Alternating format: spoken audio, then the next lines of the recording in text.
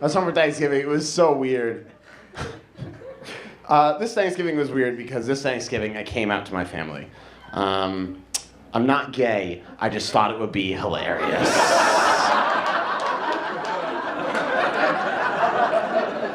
I have an uncle who doesn't like gay people. And because of that, I've actually come out of the closet on Thanksgiving every Thanksgiving for the last 4 years.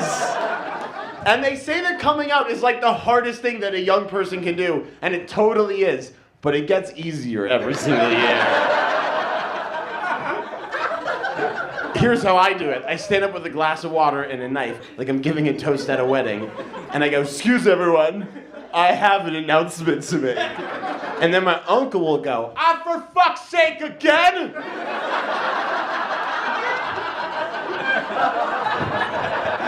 And then I release the doves, and I do my musical number, and I throw the glitter. It's part of the meal now. Do you know what I mean? It's part of Thanksgiving. It's part of the ritual of Thanksgiving. Like, everyone expects it. Like, the turkey comes out, the potatoes come out, I come out.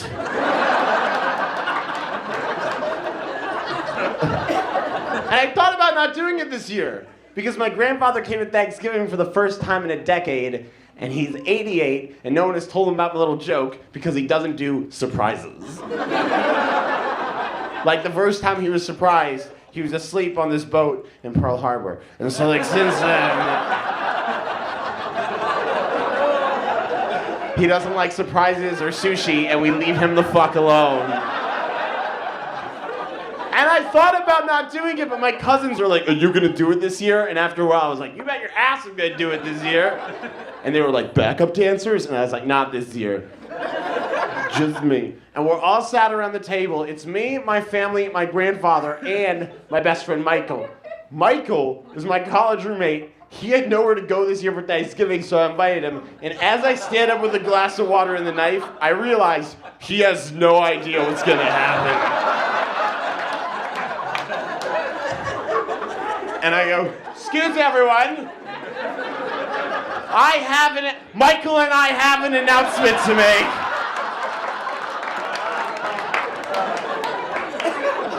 And my grandfather crosses his arms, and he looks at me, and then he whispers something to my mom, and my mom starts laughing like a maniac. And I'm like, "What did Zadie just say?" She went, "Your grandfather just told me he's known since you were 9 years old."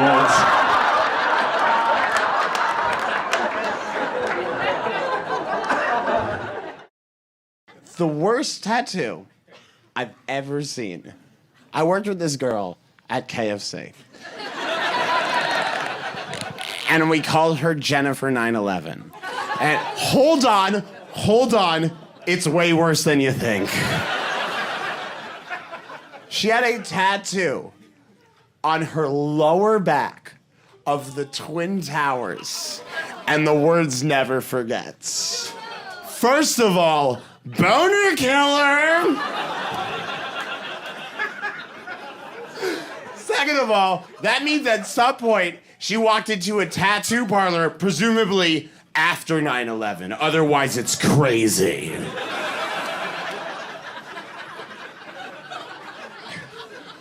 And she went, "I want a permanent reminder of the saddest day in American history." And they were like, "Gettysburg?" And she's like, "No. I mean, statistically no, more recent." And they're like, 9/11? And she's like, "Yeah." And they're like, "Okay, where do you want it?" She's like, "Should be a reminder." And they're like, "Yeah." And she's like, "Should remind me every day." And they're like, "Okay, where do you want the reminder?" And she's like, "What's the one part of my body you could never see ever unless you had a neck like an owl?" And they're like, "Lower back?" And she's like, "Lower back." But here's why it's really horrifying. Because time isn't always kind to people's lower backs. Yeah. And eventually, her skin is gonna sag. And those Twin Towers gonna collapse again. So it's less of a reminder and more of a reenactment.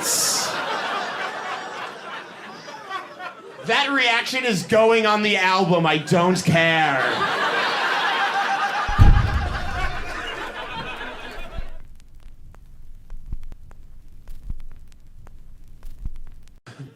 By the way, sometimes I speak to someone and they say something like, oh, you're religious, you're a Jew? I used to be a Christian. I'm like, used to be? And they're like, well, I was, and now I'm not anymore.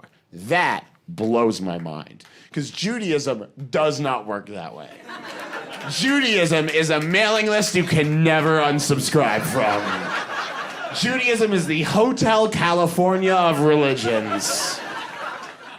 Because it's not just a religion, it's a tradition, it is an attitude, it's an anxiety. I remember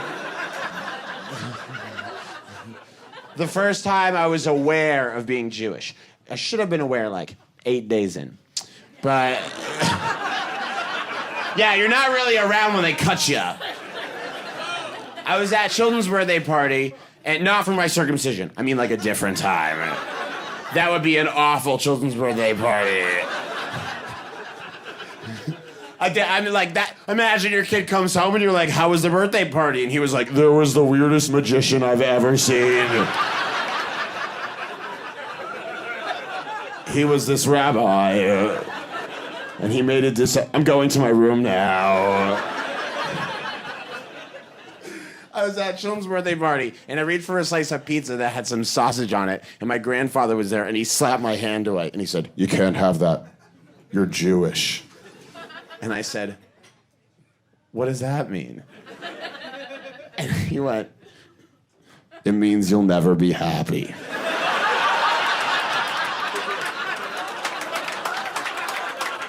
And I said, "What?" And he explained, he's like, Jews are part of this tradition of questioning things and being very anxious. And you always be part of this tradition of questioning the status quo, which is a fine point. But I'm a child, so I don't get it. All I heard was, "You'll never be happy." So I'm crying hysterically. And at some point I went, "I don't want to be Jewish." And I remember him going, "And that's the most Jewish thing there is."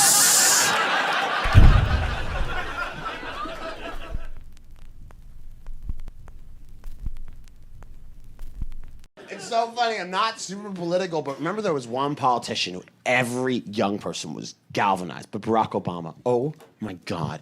When Barack Obama first came out, like onto the scene, everyone was like, oh. Even like, I was obsessed with Barack Obama. I stood on a street corner and I held a clipboard and like wore a t-shirt and bothered people. I was like, my favorite color is hope, my favorite ice cream flavor is change.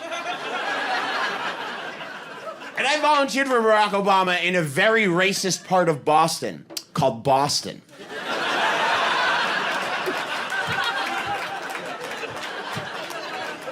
And I had to drive people to vote. And there was a woman who lived upstairs from me named Mrs. Larry. And in 2008, when I volunteered, Mrs. Larry was 95 years old. And when you're 95 years old, you need to be driven places. You can't just like propel yourself forward with hate. It doesn't work that way. And like, I'm driving Miss Larry to the polls.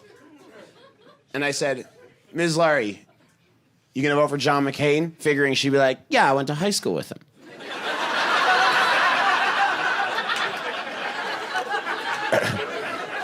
Older people and younger people align on like pretty much everything politically.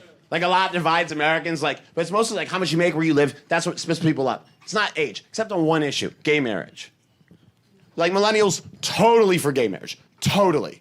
Older folks, not so much. So like we're still having a conversation about it in some places, which is like in other parts of the world, it's like pretty much done.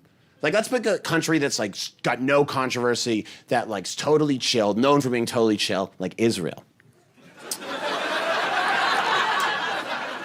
In Israel, gay marriage has been legal since 1972.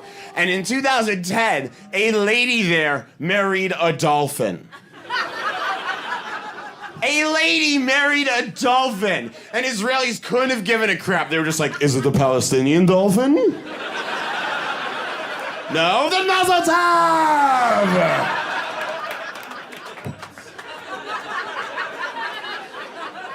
This is me crushing a glass. I always have to explain that. Because when Jews get married, you wrap a glass up in a napkin and you crush it because a glass represents happiness. So you're just like, bam! A Jewish marriage. Two loud people from New Jersey.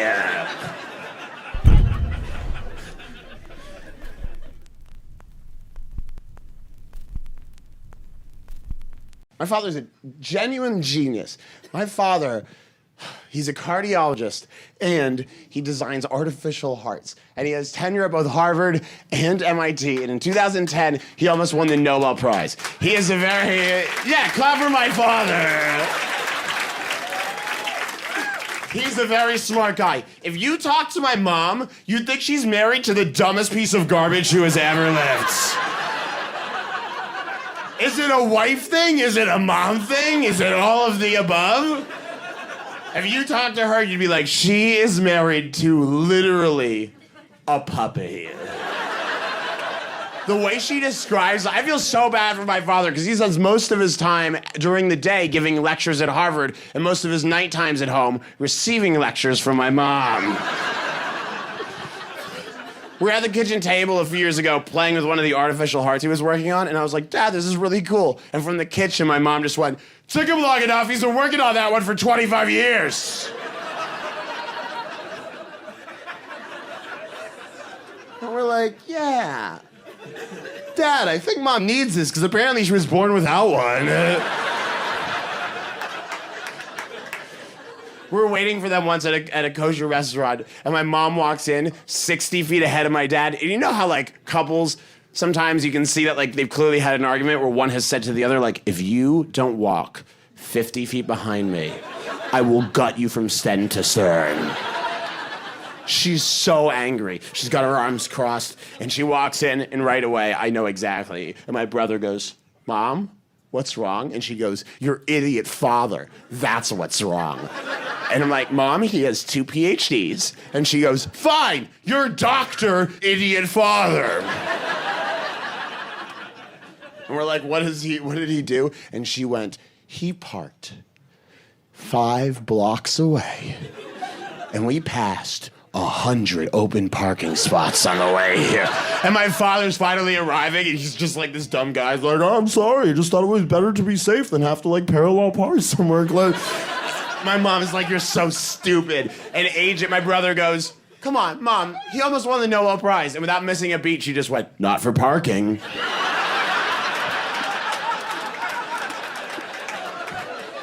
He could win the Nobel Prize one day, and she'd be behind him, like on the dais, just like, oh my God, wrap it up here! No one cares about your dun-dun-dun-dun-duns!